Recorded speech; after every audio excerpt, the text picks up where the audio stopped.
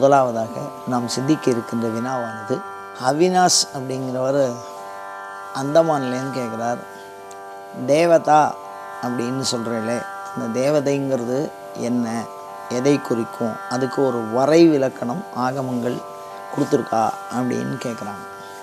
அதாவது பொதுவாக உலகியலில் பார்த்திங்கன்னா ஒவ்வொரு சப்தம், காதால் கேட்குற சப்தத்துக்கும் ஒவ்வொரு அர்த்தம் இருக்கும். இப்போ ஒரு உதாரணம் பாருங்கள், நல்ல வெயில் சீசன், ஒரு மாம்பழம் அப்படின்னு ஒரு வார்த்தையை சொல்கிறேன். இப்போ மாம்பழம் அப்படிங்கிறது மாயும் பழையும் அப்படிங்கிற ஒரு எழுத்து, அந்த எழுத்துக்களின் ஒன்றாக இணைந்த ஒரு ஒலி உங்கள் காதில் விழுது. அதை அப்படி விழுந்த மாத்திரத்திலேயே உங்கள் மனசுக்குள்ளே என்ன தோன்றுறது அப்படின்னா, மாம்பழம் அப்படிங்கிற ஒரு பழம் தோன்றுகிறது, அப்படி தானே? அந்த மாதிரி தேவதா அப்படிங்கிற ஒரு சப்தத்துக்கு என்ன அர்த்தம் அப்படின்னா, ஒவ்வொரு வஸ்துவையும் பொருளையும் நம்ம நிர்ணயம் பண்ணணும், இது இந்த பொருள் தான் அப்படின்னு சொன்னால் அதுக்கு உண்டான குணங்களை நம்ம வெளிப்படையாக சொல்லணும். இப்போ தீனா சுடும், தண்ணினா கீழ் நோக்கி போகும், காற்றுனா பரவும், அதுக்குன்னு ஒரு பண்பை வச்சு அந்த பொருளை நம்ம கண்டுபிடிக்கணும். இல்லை அந்த பொருளுக்கு ஒரு பேர் வைக்கிறோம், ஒரு அடையாளம் வைக்கிறோம். அந்த மாதிரி தேவதா சப்தம் அப்படிங்கிறது ஒரு தனித்தன்மை என்ன. இப்போ அன்னத்துக்கு பாலையும் தண்ணியும் கலந்து வச்சுட்டோம்னா அது பிரித்து பால் ஒன்றையும் குடிச்சிடும். அது மாதிரி பிரிக்கக்கூடிய சக்தி வேறு எங்கேயுமே கிடையாது, அதுக்கு ஒன்றையும் இருக்குது. அது மாதிரி இப்போ நாய் இருக்குதுன்னு வச்சுக்கோங்களேன், அதுக்கு மோப்ப சக்தி இருக்குது. அது ரொம்ப தூரத்துக்கு இந்த திருடர்கள்லாம் போன பாதை அதெல்லாம் வச்சுன்னு காட்டும், அந்த வழி அதுக்கு ஒன்றியும் இருக்குது. அந்த மாதிரி எப்படி உலகத்தில் மரம் செடி கொடி அப்படின்னு பல்வேறு விதமான குணங்களை கொண்ட பல்வேறு விதமான உயிரினங்கள் இருக்கோ, அதை மாதிரி மனிதர்களை விட மேலான, சிவபெருமானை விட கீழான, நான் சிவபெருமானுக்கு லட்சணம் சொல்லலை, சைவத்தில் சிவபெருமான் அப்படின்னா அதோட லட்சணம் நான் சொல்ல, அதை தவிர பாக்கி நான் சொல்கிறேன் இந்த தேவதா சப்தத்தினால. ஏன்னா நீங்கள் தேவதைன்னா என்னன்னு கேட்டிருக்கீங்க, அதனால் சொல்கிறேன். சிவனை தவிர மனிதர்களை விட மேலான, இறைவனை விட கீழான, இடைப்பட்ட ஒரு தன்மை கொண்ட ஒரு உயிரினம், அதுதான் தேவதைன்னு சொல்லலாம். உயிரினம்னு சொல்லலாம், சொல்கிறதுல ஒன்றும் தப்பு கிடையாது. புரிய வைக்கிறதுக்காக நான் இந்த வார்த்தையை பயன்படுத்துகிறேன். இப்போ எப்படி அன்னம் யானை குதிரை அதற்கான பண்பு தனியாக இருக்கோ, அதை மாதிரி மானுடன் ராட்சசன் காந்தர்வன் அப்படின்னு ஒன்றுத்துக்கும் ஒரு பேர் இருக்கோ, அது மாதிரி தேவதான்னு ஒரு இனம். தேவதைங்கிறது ஒரு இனம். சரி, இந்த தேவதைக்கு ஒரு இனம் அப்படின்னு நம்ம சொல்லிட்டோம். அப்படி இனம்னு சொல்கிறதுனால அவங்களுடைய குணங்கள் என்ன, அதை வரையறுக்க முடியுமா? தேவதையினுடைய குணத்தை அப்படின்னு சொன்னால் வரையறுக்கலாம்.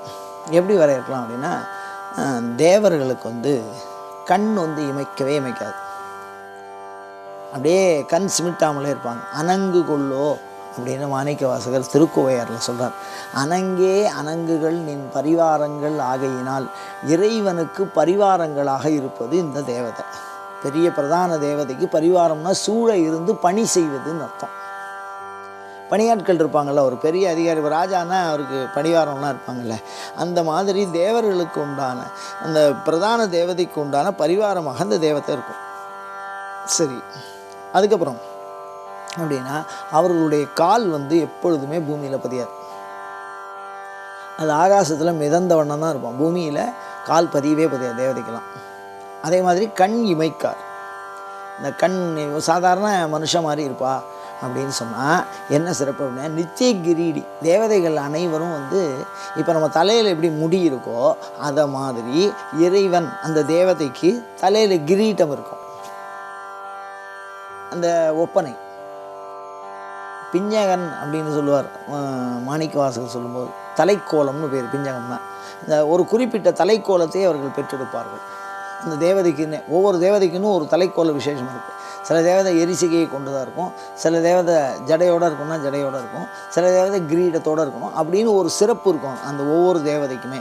அதனால் கிரீடத்தோடு இருக்கும். அதே மாதிரி தேவதைகள் வந்து ஒரே மாதிரி பூக்களை அணிந்திருப்பார்கள். அது அவர்கள் அணிந்திருக்கிற அந்த மலர்கள் வந்து வாடுவதில்லை. அதுக்கப்புறம் பார்த்திங்கன்னா தேவர்கள் வந்து ஒளி பொருந்தியவர்களாக இருப்பார்கள். ஒரு விதமான கண்ணை கூசுற அளவுக்கு ஒரு ஒளி. மின் உருவே நின் உருவாய் நின்ற சோதி. அபிராமி பற்றி சொல்வார், அபிராமியவே சொல்லுவார், மின்னாயிரம் கூடி ஒரு மெய்வடிவாகி விளங்குகின்றது அப்படிம்பார். அப்போ அந்த மின்னல் மாதிரி ஒரு வடிவம், கண்களை கூசக்கூடிய, பார்க்க முடியாத அப்படின்னு சொல்லுவார்.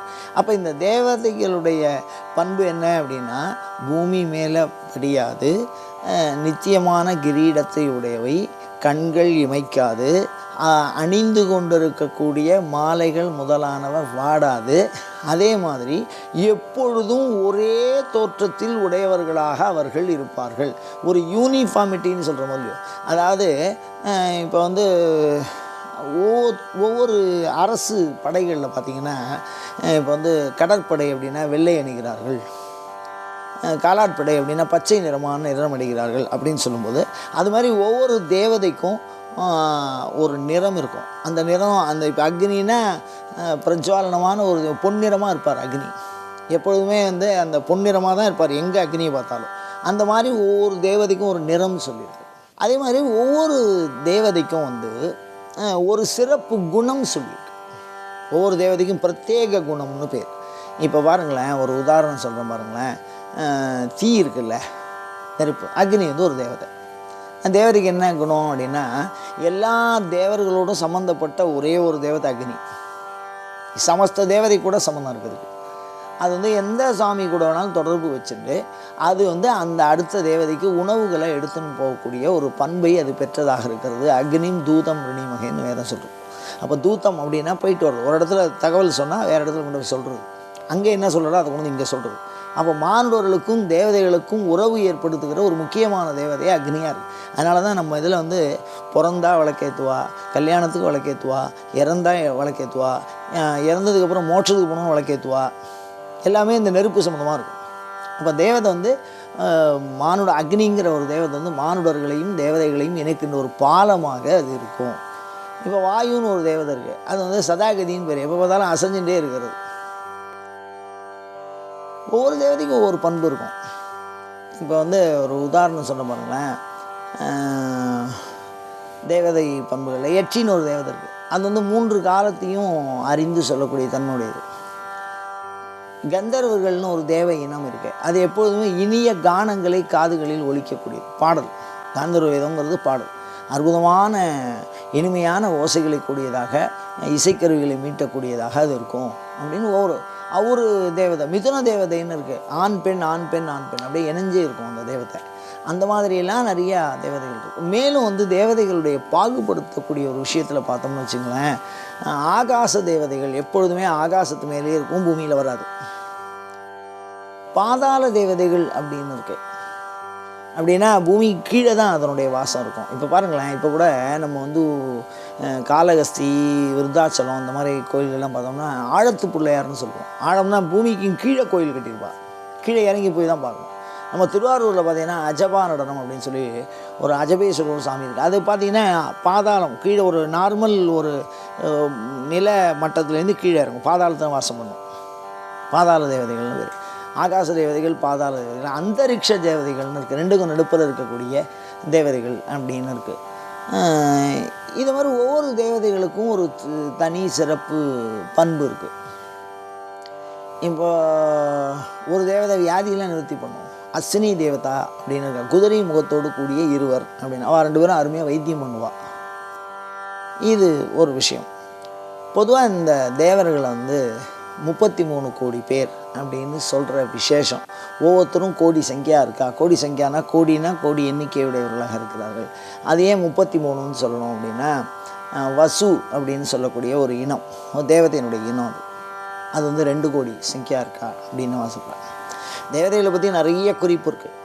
ஆகமங்கள் வேறு மாதிரி சொல்லும், புராணங்கள், அது தவிர இதிகாசங்கள், வேதத்தில் சொல்லப்பட்டிருக்க தேவதை அதெல்லாம் தனித்தனியாக இருக்கும். சவிதா, அரியமா, இந்த மாதிரிலாம் தனித்தனியாக இருக்குது தேவதை. அதில் பார்த்திங்கன்னா இப்போ வந்து அஸ்வினி தேவர்கள் அப்படின்னா வைத்தியம் பண்ணுவாள். குதிரை முகத்தோடு கூடியவர்களாக அவர்கள் இருக்கிறார்கள் அப்படின்னு சொல்லுவோம். ஆதித்யர்களை தேவர்கள்னு சொல்லுவோம். துவாதச ஆதித்யர்கள்னு பேர். 12 ஆதித்யர்கள் இருக்கிறதா சொல்கிறேன். நம்ம வந்து லௌகீகத்தில் பார்க்குறது ஒரே ஒரு சூரியனை தான் பார்க்குறோம். இப்போ நான் சொல்கிறது தேவத்தை, தேவதாங்கிற சப்தத்துக்கு வைகர்த்தனன், விவஸ்வதன், மார்த்தாண்டன், அம்சுமாலி, திவாகரன் அப்படின்னு சொல்லி 12 சூரியன்கள் இருக்கிறதா சொல்கிறான். துவாதச ஆதித்யர்கள் அப்படின்னு. ஏகாதச ருத்ரர்கள் இருக்கிறதா சொல்கிறான். நமஸ்தே அஸ்து பகவன் விஸ்வேஸ்வராய மகாதேவாய த்ரயம்பகாய திரிபுராந்தகாய திரிகாக்னிகாலாய காலாக்னி ருத்ராய நீலகண்டாய மிருத்யுஞ்சயாய சர்வேஸ்வராய சதாசிவாய ஸ்ரீமன் மகாதேவாய நமஹ அப்படின்னு 11 பேர் வரும். இந்த 11 ருத்ரர்கள் இருக்கிறதா சொல்கிறான். இவன் ஒவ்வொருத்தருடைய பண்பு வேறு வேறு. அஸ்வினி தேவர்கள் ஒரு மாதிரி இருப்பா, ருத்ரர்கள் ஒரு மாதிரி இருப்பா, ஆதித்யர்கள் ஒரு மாதிரி இருப்பா. அது மாதிரி அஷ்ட வசுக்கள் இருக்கிறதா சொல்லியிருக்கா. இந்த 33 கோடி தேவர்களுக்கும் உண்டான ஒரு அமைப்பு இருக்கொல்லையோ, அது திருக்கடையூர் கோயில்களில் சூழ அஷ்ட வசுக்கள், அஸ்வினி தேவர்கள், ஆதித்யர்களுக்கு உண்டான இந்த எல்லா ஒரு அமைப்புகளும் வந்து பார்த்திங்கன்னா திருக்கடையூரில் இருக்கிறதா சொல்கிறேன். ஏன் அப்படின்னா இந்த தேவர்கள் வந்து அமுதத்தை உணவாக உண்ணுகிறவர்கள். இப்போ அமுதம்னா என்ன அப்படின்னா அதுக்கு 2 விதமான விஷயம் இருக்குது. ஒன்று பார்க்கடலில் கடையப்பட்டது அமுதம் அப்படின்னு நம்ம சொல்கிறோம். சந்திரிகை, அதாவது பௌர்ணமியிலேருந்து வரக்கூடிய, அதாவது நிலவுலேருந்து வரக்கூடிய ஒரு கதிர் இருக்குது. அந்த கதிருக்கு வந்து அமிர்த கிரணான்னு பேர். அதை மட்டுமே புசித்து வாழக்கூடியவர்கள் தேவர்கள். அதனால் அந்த மாதிரி ஒரு வார்த்தையை சொல்கிறேன். அதே மாதிரி தேவர்களுடைய பெயர்களை குறிப்பிடுகிற பொழுது அகராதிகள் அப்படின்னு சொல்லுவோம். அகராதின்னு என்ன அப்படின்னா ஒரு டிக்ஷனரி சொல்கிற போலியோ இந்த சொல்லுக்கு இந்த பொருள் அப்படின்னு. அதில் பார்த்திங்கன்னா தேவர்களினுடைய பண்பை வச்சே அதுக்கு பேர் கொடுத்துருக்கோம். அமரா, நிர்ஜரா, தேவா, விபுதா, சுராஹா அப்படின்லாம் அமரர்களுக்கு பேர் சொல்கிறா. அமரானா என்ன அப்படின்னா மரணமற்றவர்கள் தேவர்கள், அவனுக்கு வந்து சாவு கிடையாது. அமரா. நிர்ஜரா அப்படின்னா மூப்புன்னு அர்த்தம். ஜரான மூப்பு. மூப்பற்றவர்கள் தேவர்கள், எப்பொழுதுமே இளமையோடு கூடியவர்களாக தேவர்கள் இருக்கிறார்கள். அமரா, நிர்ஜரா. தேவாஹா அப்படின்னா ஒரு குறிப்பிட்ட உலகம் இருக்குது அவளுக்குன்னு. அந்த உலகத்தில் வசிக்கக்கூடியவளாக அவள் இருக்கா. அத்தனை பேரும் அந்த உலகத்தில் வசிக்கிறவா அத்தனை பேரும் தேவதை. இப்போ உலகத்தில் வசிச்சவா எப்படி எல்லாரும் மனுஷான்னு சொல்கிறோமோ, இப்போ தண்ணியில் வாழக்கூடிய ஒரு வஸ்துக்கெல்லாம் தனியாக பேர் வச்சுருக்கோமோ இல்லையோ, அதை மாதிரி ஒரு குறிப்பிட்ட இடம் இருக்குது. அந்த இடத்துல வசிக்கிறவா அத்தனை பேரும் தேவாகா. அது மாதிரி சுராஹா அப்படின்னு பேர். சுராஹா அப்படின்னா ஒளி பொருந்தியவர்கள், சூரியனிலே இருக்கக்கூடிய ஒரு விதமான கதிர்களை தன்னுடைய பிரதான ஆத்மாவாக கொண்டவர்கள், அதனால் சுராஹான்னு பேர். அது மாதிரி அந்த பேரை வச்சு நம்ம நிறைய தேவர்கள் இருக்கிறதா நம்ம தெரிஞ்சுக்கிறோம். அதோடு மாத்திரம் இல்லாமல் நம்ம வந்து ஆகமங்கள் என்ன சொல்கிறது அப்படின்னா கிராம தேவதை, நகர தேவதை, கிரக தேவதை அப்படின்லாம் தேவதைகள் இருக்கிறதா சொல்கிறார். அது ஒரு பெரிய விரிவான ஒரு சொல்லுது. இப்போ கிராம தேவதை அப்படிங்கிறது என்னென்னா அந்த கிராமத்தை விட்டு நகராது. அது வந்து ஒரு குறிப்பிட்ட எல்லையில் இருக்கும். அந்த கிராமத்துக்கு உண்டான நல்லது கெட்டது, நல்லவைகளில் பங்கு பெறும், தீயதைகளை அது நீக்கிறதுக்கு முயற்சி பண்ணும் அப்படின்னு சொல்கிறா. இந்த தேவர்களுக்கெல்லாம் தலைவன் அப்படின்னு பெரும்பாலும் புராணங்களில், இதிகாசங்களில் சொல்லப்படுறது யார் அப்படின்னா இந்திரனை தான் நம்ம சொல்லுவோம். தேவதைகளுடைய தலைவன். நம்ம வந்து ஒரு இந்திரன் தான் இருக்கான் அப்படின்னு நம்ம நினச்சிட்டு இருக்க வேண்டாம். ஏன்னா அந்த ஆகமங்களே வந்து 5 இந்திரர்களுக்கு மேலே சொல்லப்பட்டிருக்கு. ஆகமங்களில் பார்த்தீங்கன்னா கோயில்களில் ஹோமம் பண்ணுறது நீங்கள் பார்த்துருப்பீங்க. அந்த ஹோமத்தில் வந்து குண்டம் வச்சுருக்காளோ இல்லையோ, அந்த வேள்வீத்தி எரிய விடப்படுகிற ஒரு அமைப்பு. அந்த அமைப்பை பார்த்திங்கன்னா 3 மேகலைன்னா படிப்படியாக இருக்கும். அந்த படிப்படியாக இருக்கிறதுல ஒரு இந்திரன் பூஜை பண்ணுவாள். இந்த மேல் மேகலையில் ஒரு இந்திரனை பூஜை பண்ணுவாள். அதுக்கப்புறம் வந்து நெருப்பில் ஒரு இந்திரனை பூஜை பண்ணுவாள். சாமிக்கு கலசமாக வச்சு பூஜை பண்ணுறாள், அதில் ஒரு இந்திரனை பூஜை பண்ணுவாள். அதுக்கப்புறம் பார்த்திங்கன்னா கோயிலை சுற்றி பலி போட்டுன்னு வருவாள், அதில் ஒரு இந்திரனை பூஜை பண்ணுவாள். இந்த இந்திரர்கள் அப்படின்னு சொல்லக்கூடிய தேவசப்தம் ஒரு கொல்லியோ, அது வந்து எப்பொழுதுமே செழிப்பை தரக்கூடியதாக இருக்குது. இந்திரன்னா செழிப்புன்னு அர்த்தம். தமிழர்கள் மருதம் அப்படின்னு சொல்லக்கூடிய வயல் சார்ந்த பகுதிகளுக்கு இந்திரன் அப்படின்னு சொல்லி வழிபாடு பண்ணுறா. அந்த இந்திரன் ஒரு தேவ இனத்தை சார்ந்தவன் அப்படின்னு சொல்கிறோம். மால் ஒரு தேவ இனத்தை சார்ந்தவர் அப்படின்லாம் நிறையா குறிப்புகள் தேவதைகளை பற்றி இருக்குது. இந்த தேவதைகள் பார்த்திங்கன்னா சொப்பனத்தில் வந்து காட்சி கொடுத்ததாகவும், சில பேருக்கு வந்து உதவி சொன்னதாகவும், சில பேருக்கு அஷ்டமா சித்திகளை வழங்கக்கூடியதாகவும் இருக்குது அப்படின்னு சொல்கிறா. அதுக்கு அடுத்தபடியாக அந்த தேவதை பற்றி ஒரு தகவல் சொல்லணும் அப்படின்னா, மந்திரங்களுக்கு வசப்படுபவைகளாக தேவதைகள் இருக்கிறது. அது வந்து மாந்திரிக தேவதைகள்னு சொல்லுவோம். ஒரு குறிப்பிட்ட மந்திரத்தை வந்து ஒரு குறிப்பிட்ட ஒலி அளவையில் ஸ்வரம்னு பேர், அந்த மாதிரி அந்த அளவைகளில் முறையாக சொல்லுகிற பொழுது அதுக்கு வந்து அந்த தேவதை வந்துடும் அப்படின்னு சொல்கிறாங்க. அதுக்கு அடுத்தபடியாக பார்த்திங்கன்னா தேவதைகளுக்கு வந்து மந்திரமே வடிவம்னு சொல்கிறோம். இப்போ வந்து மனுஷாளுக்கு வந்து வடிவம் எப்படி அப்படின்னு கேட்டால், அஸ்தி சுக்லம் மாம்சம் அந்த ரத்தம்லாம் கொல்லும்.